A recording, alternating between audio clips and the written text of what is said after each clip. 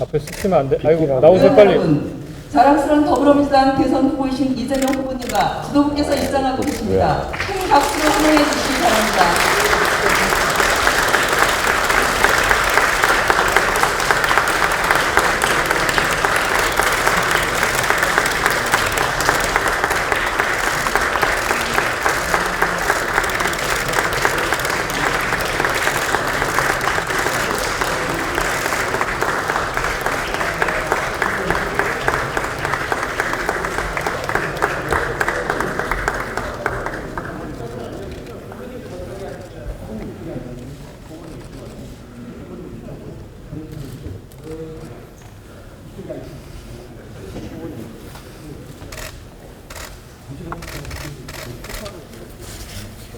원내대표님께서 승리의 꽃다발을 이재명 후보님께 전달해 드리겠습니다. 큰 박수 부탁드리겠습니다.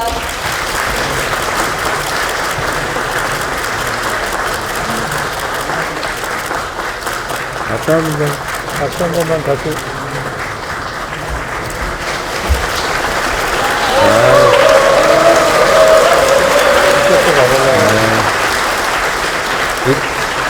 대표님 이쪽도 봐주세요. 이쪽도 봐주세요. 한번 들어주세요. 악수 한번 부탁드리겠습니다.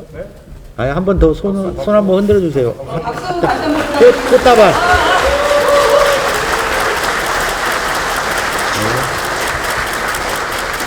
네.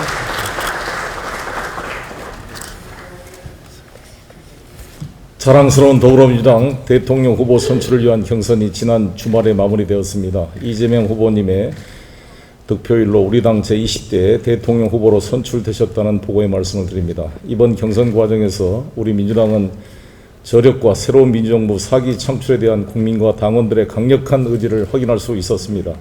역대 최대 규모인 216만 명의 선거인단 70%에 육박한 경이적인 투표율에 더해 후보님들 간의 선의의 경쟁과 결과에 대한 아름다운 승복은 대선 승리로 나아가는 길을 더욱 튼튼하게 만들었습니다. 어느 때보다 민주당의 당원이자 대표라는 사실이 자랑스러웠던 지난 6주의 시간이었습니다. 동참해 주신 국민과 당원 여러분께 진심으로 감사를 드립니다. 그제 존경하는 이낙연 후보님께서 대통령 경선 결과를 수용한다는 선언을 해주셨습니다. 대를 잇는 민주당다운 무엇보다도 이낙연 후보님의 숭고한 결단이라고 감히 생각합니다. 깊은 위로와 존경, 감사의 말씀을 드립니다. 또한 이낙연 후보님과 함께 지지를 위해 열심히 뛰었던 많은 의원님들 또 지지자 여러분께도 존경과 감사를 보냅니다. 민주정부 4기를 위해 여정에 함께하셨던 김두관, 박용진, 양승조, 이광재, 정세균, 최문순, 추미애 후보님께도 진심으로 감사를 드리고 함께했던 의원님들의 노고에 위로를 드립니다. 대선은 이제 145일 남았습니다. 지금 이 순간부터 우리는 대선 승리라는 하나의 목적지를 향해 전진해야 될 동지이자 전우입니다. 지난 2009년도인가요? 노무현 대통령님을 보내고 나서 그 폭포처럼 쏟아졌던 봉화마을의 그 빗줄기와 눈물이 지금도 생생하게 떠올려집니다. 우리 모두 힘을 합해서 문재인 정부를 성공시켜내고 민주정부 4기 수립을 위해서 우리 이재명 후보님을 중심으로 총력 단결해 나갑시다. 저도 당대표로서 의원님들 모시고 조만간 이낙연 후보님도 찾아뵙고 다 마음을 풀고 하나가 될 수 있도록 최선의 노력을 다하겠습니다. 감사합니다. 네, 존경하는 의원님 여러분 반갑습니다. 야당의 정책을 뒤로하고 민생을 뒤로하고 한 이 정쟁 국감에 맞서서 이 국정을 지키시느라 애쓰고 계신 의원님들의 노고에 감사의 말씀을 드립니다. 드디어 우리 당이 민주정부 4기를 향한 대장정에 나섰습니다. 무엇보다 이번 경선은 민주당의 자랑스러운 역사로 기록될 것이라고 생각합니다.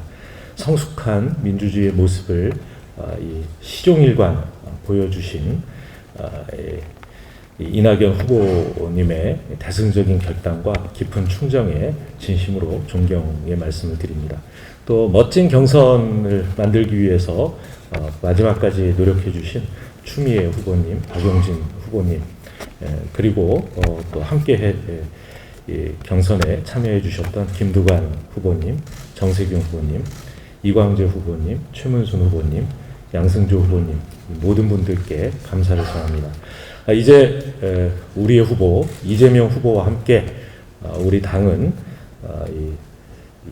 전 당원 그리고 모든 우리 169분의 국회의원 모두가 완전한 하나가 돼서 승리를 향해 매진하는 일만 남았습니다. 우리 원내도 진정한 원팀을 이룰 수 있도록 여러 의원님들의 역량을 모두 녹여내는 그런 용광로 선대위가 이루어질 수 있도록 최선을 다하겠다는 말씀을 드립니다. 다시 한번 오늘 국정감사에 바쁘신 가운데서도 함께 해주신 의원님들께 감사의 말씀을 드리면서 우리의 자랑스러운 후보 이재명 후보님의 후보님을 모시고 인사 말씀 듣도록 하겠습니다. 감사합니다. 이재명 후보님의 인사 말씀을 듣도록 하겠습니다. 힘찬 박수로 맞이해 주시기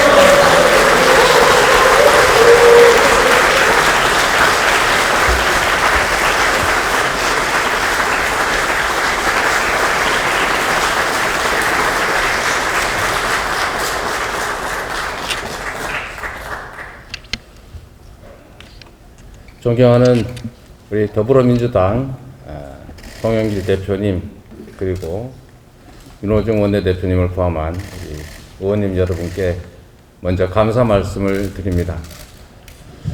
그리고 더 나아가서 우리 더불어민주당의 당원 여러분 그리고 우리 민주당을 지지하시는 국민들 포함해서 우리 국민 여러분께 다시 한번 깊은 감사의 말씀과 동시에 정말로 큰 책임감을 느낀다는 말씀으로 인사를 시작하겠습니다.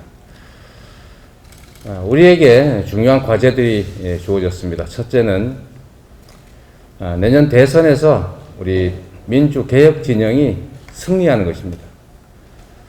내년 대선은 모두가 인정하는 것처럼 그 어떤 시기보다 중요한 시기이고 또 역사적 분기점에 해당되는 정말 중요한 결절점이다라고 생각됩니다.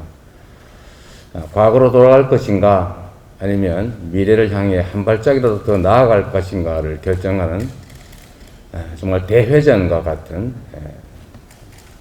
중요한 분기점이라는 생각이 듭니다. 우리 민주당은 원팀의 전통을 가지고 있습니다. 과거에도 그랬고 또 앞으로도 그럴 것이고 우리 모두가 작은 차이를 넘어서서 또 경쟁 기간에 작은 갈등들을 다 넘어서서 그걸 오히려 에너지로 만들어서 더 큰 힘으로 승리의 길을 향해서 나아갈 것입니다.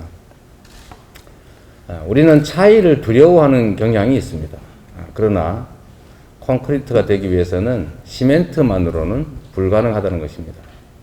큰 차이들이 오히려 큰 시너지의 원천이다라는 생각으로 우리가 서로를 조금씩 인정하고 또 존중하고 또 함께 할 때 1+1은 2가 아니라 1+1이 3이 되고 4가 되어서 큰 힘으로 우리가 맞이하게 될 큰 장벽들을 쉽게 넘어갈 수 있을 것이라고 믿습니다. 이낙연 후보님을 포함해서 함께 경쟁했던 우리 더불어민주당의 후보들께서 정말로 훌륭한 자질과 또 품격과 역량을 가지고 계십니다. 그 중에서도 많이 부족한 저를 이렇게 후보로 선택해 주신 데 대해서 진심으로 감사드릴 뿐만 아니라 깊은 책임감과 실천으로 다시 갚아드리겠다라는 말씀 드립니다. 제가 그저께 저녁 8시쯤, 7시 한 반쯤에 제가 우리 참모들은 본인의 입장이 좀 발표되면 또 실무적으로 서로 조정이 되면 전화를 하는 게 좋겠다고 하는 의견들이 있었는데 뭐 저는 사실 그와는 좀 다른 생각을 해서 제가 전화를 드렸습니다. 사실 저는 안 받으실 거라고 생각했는데 또 잠깐 있다가 저한테 콜백을 해주셔서 저희가 우리 당을 위해서 우리가 뭘 할지 말씀들을 제가 또 들었고 또 격려 말씀도 들었고 또 국정감사가 지나면 저희가 한번 또 만남을 갖고 앞으로 어떻게 할 것인지를 의논하자는 말씀을 해주셨습니다. 저는 우리 이낙연 후보님의 그 품격과 그 품넓음에 진심으로 감동했습니다. 더불어민주당의 훌륭한 원로로서 또 중진으로서 또 정말로 많은 정치 경험을 가지신 선배로서 제가 많은 가르침을 받고 또 함께 하도록 하겠습니다. 우리 추미애 후보님과 또 박용진 후보님 그리고 우리 존경하는 정세균 후보님 그리고 이 자리도 계신데 우리 김두관 후보님 그리고 최문순, 양승조 그리고 이광재 후보님 함께 힘 합쳐서 여러 의원님들과 함께 반드시 승리하겠다 이 말씀 다시 한번 드립니다. 사실 우리의 승리가 중요한 것이 아니라 그 다음에 더 큰 과제가 놓여 있다고 생각합니다. 그 다음 과제는 역시 더 나은 4기 민주정부를 통해서 지금보다는 더 나은 희망 있는 기회 넘치는 세상을 만드는 것이다 라고 생각합니다. 우리가 해야 될 가장 큰 과제, 첫 번째 과제는 역시 공정한 나라를 만드는 것입니다. 이 공정한 나라를 우리는 보통 시대정신이라고 얘기하지만 사실 이 공정성이라고 하는 것은 혼자 사는 세상이 아니라 함께 사는 세상에서 가장 중요한 그리고 또 가장 초보적 원리에 해당이 됩니다. 이 가장 초보적인 원리가 이 시대적 화두라고 얘기될 수밖에 없는 이 상황이 사실은 그렇게 좋은 상황은 아닌 것이죠. 참으로 안타깝고 슬픈 일일 수도 있습니다. 공정성이라고 하는 것은 가장 초보 원리라는 생각 때문에 그렇습니다. 그러나 이게 이 공정성이 충분히 확보되지 못하면서 저는 이게 우리가 가지고 있는 자원들이 또 기회들이 제대로 효율을 발휘하지 못하는 상황을 초래했고 이게 어쩌면 과거 어느 때보다도 더 많은 자원, 더 많은 자본, 더 많은 인프라, 더 훌륭한 노동력, 더 좋은 교육 시스템을 가지고 있음에도 불구하고 우리가 저성장이라고 하는 나락에 빠진 원인이 되었다고 생각합니다. 이 공정성 회복을 통해서 모두가 희망을 가지고 열정을 다할 수 있는 그런 사회가 되어야 되고 또 그 안에서 우리가 가지고 있는 사회적 역량들이 제대로 배분돼서 제대로 효율을 발휘하는 것이 이 사회 전체의 생산성을 높이는 일이다라는 측면에서 본다면 이 공정성 회복이야말로 모두에게 희망을 우리 사회에는 성장을 만들어내는 아주 필요한 기초 원리다라고 생각합니다. 거기에 우리 더불어민주당이 지금까지 노력해 오셨던 것처럼 앞으로도 힘을 합쳐서 공정한 사회를 만드는 일에 4기 민주정부가 큰 역할을 하게 되기를 기대합니다. 두 번째는 역시 이제 민생과 개혁이라고 생각됩니다. 우리가 민생이라고 하는 것 생각하면 그냥 통속적 언어처럼 들리지만 국가가 존재하는 가장 큰 이유는 역시 이 국가 구성원들이 지금보다는 좀 더 나은 삶을 살기 위한 것이 아니겠느냐고 생각합니다. 더 나은 삶을 살게 한다는 것, 민생을 챙긴다는 것, 이것은 국민을 대리하는 정치인들의 가장 큰 책무다라고 생각합니다. 공동체의 안전을 지키는 안보 매우 중요합니다. 두 번째, 이 구성원 간의 공정한 질서를 유지하는 것, 그것도 중요하지요.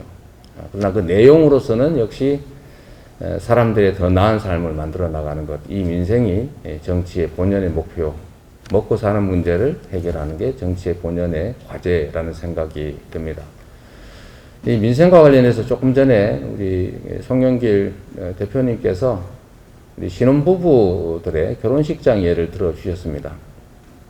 바로 그렇습니다. 이런 우리 국민들의 이 세세한 현장의 삶을 살펴서 조금이라도 하나씩 개선해 나가는 게 바로 개혁이고 민생이라는 생각이 듭니다.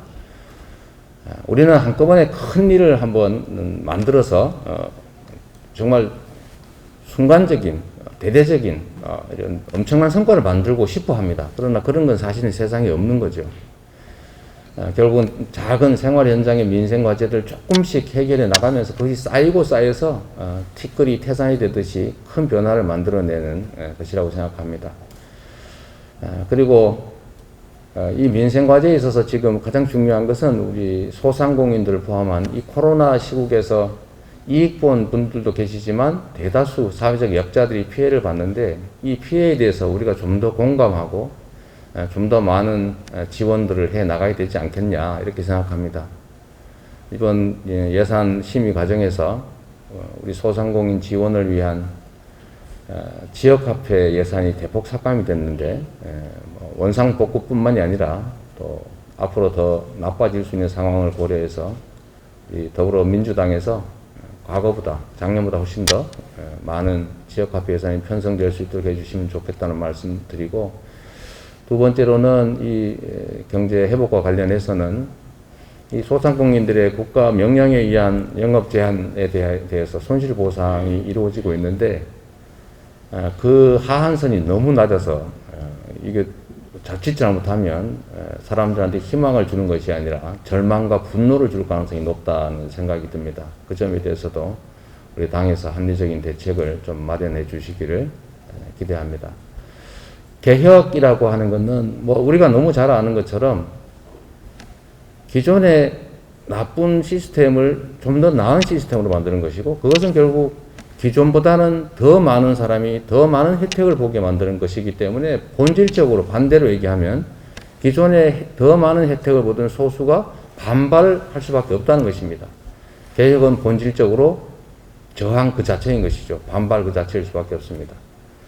결국은 더 나은 나라, 더 나은 삶을 위해서는 우리가 잠시의 반발과 약간의 갈등을 감수하고 더 나은 상태를 반드시 만들어내는 용기와 결단, 추진력이 꼭 필요하다 이렇게 생각합니다. 우리 더불어민주당에게 우리 국민들께서 이렇게 압도적 다수 의석을 주신 이유도 그동안에 야당의 발목에 잡혀서 하고자 하는 일을 하지 못했으니 앞으로는 그렇게 발목 잡히지 말고 해야 될 일, 또 하고 싶은 일을 해내라 라는 뜻이 아니었냐 이렇게 생각합니다. 지금까지도 아주 잘 해오셨지만 앞으로도 더 개혁적이고 더 민생에 부합하는 정책들 많이 만들어 주시기를 다시 한번 부탁드리고 저도 함께 하겠다는 말씀 드립니다. 마지막으로 저는 가장 중요한 게 역시 이제 성장의 회복이라고 생각합니다. 사실 우리 젊은이들이 경쟁이 아닌 전쟁을 겪으면서 친구가 적이 돼가는 이런 안타까운 상황을 우리는 목도하고 있습니다.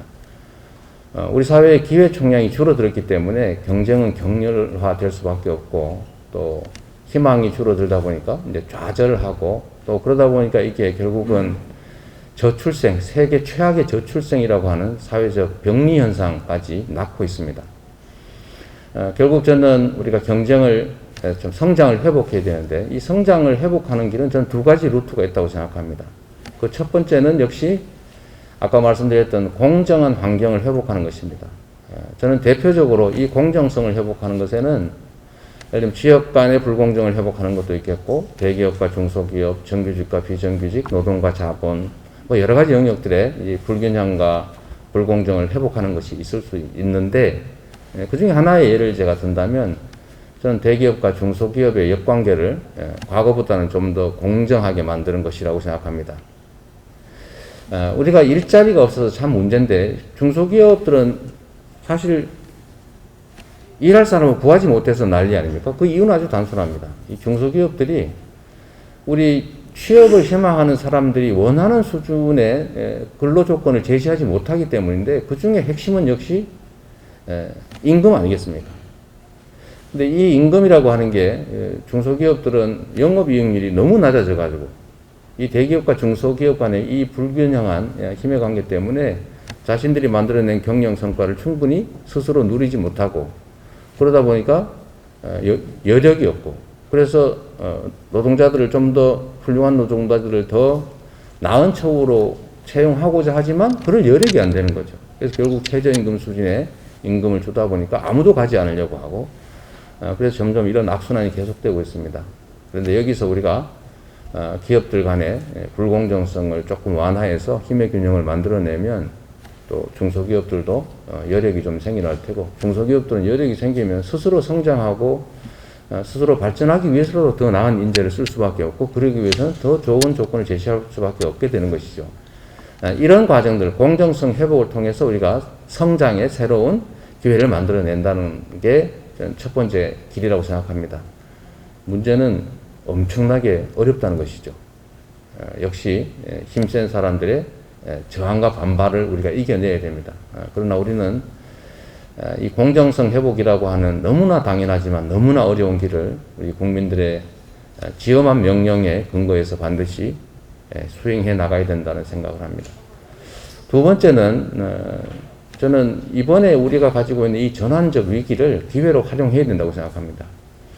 저는 우리 문재인 대통령님께서 그 루즈벨트를 가장 존경하는 정치인이라고 하셨는데 저는 사실 그건 몰랐지만 제가 가장 존경하는 이 경제 영역의 정치인으로는 저도 역시 루즈벨트를 꼽고 있습니다. 대공황 시대에 사실 모두가 절망하고 미래가 암울할 때 그때 당시로서는 정말로 지금도 상상하기 어려운 획기적인 공산주의적 또는 사회주의적 정책들을 만들어서 강력하게 집행했습니다. 그때 당시에 제가 알기로는 가장 이 소득세, 법인세, 이 소득세율 높은 구간이 91%까지 올라갔습니다.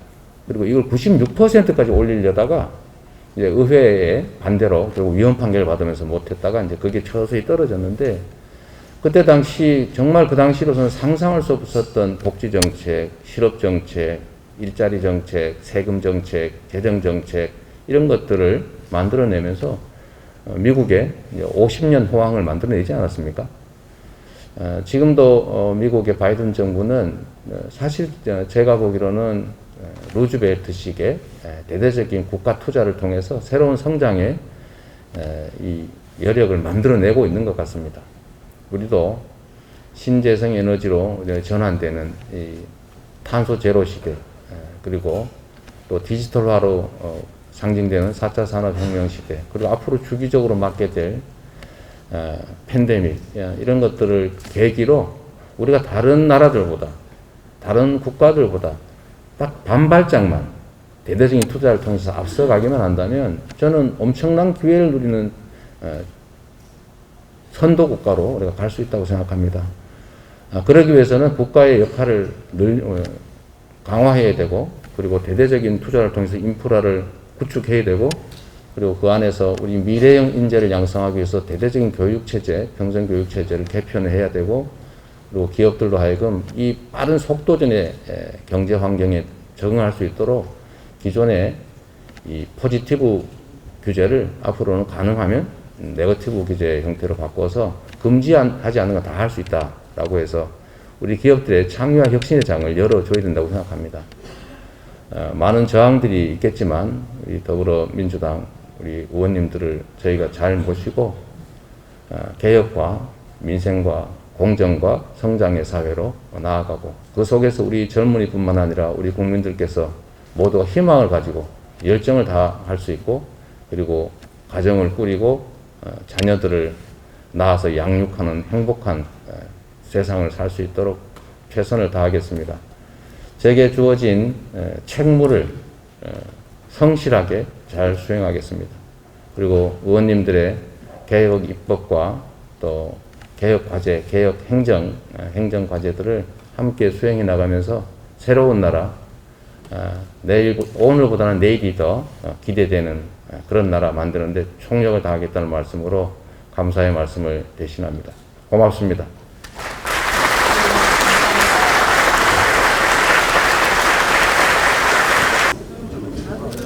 네, 당과 함께 국민께 가는 길, 4기 민주정부를 향해 용광로처럼 뜨겁게 마음을 모았으면 좋겠습니다. 우리 언론인 여러분들 준비되셨습니까? YTN을 위해서 조금만 더 기다려주겠습니다.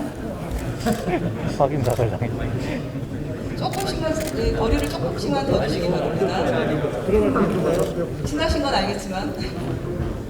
네. 그러면 우리 당의 자랑스러운 이재명 후보님과 두 대표님께서는 손을 맞잡고 네, 그리고 손을 들어서 필승을 다짐해 주시기 바랍니다. 의원님들께서는 큰 박수를 보내주시기 바랍니다.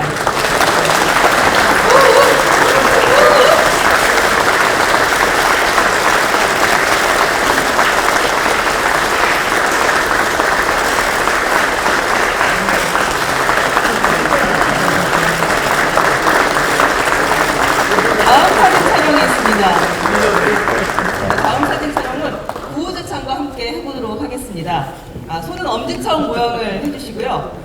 구호는 제가 민주당 하고 선창하면 의원님들께서 필승, 그리고 제가 이재명 하고 선창하면 의원님들께서 필승, 이렇게 후창을 해주시면 됩니다. 자, 민주당! 필승!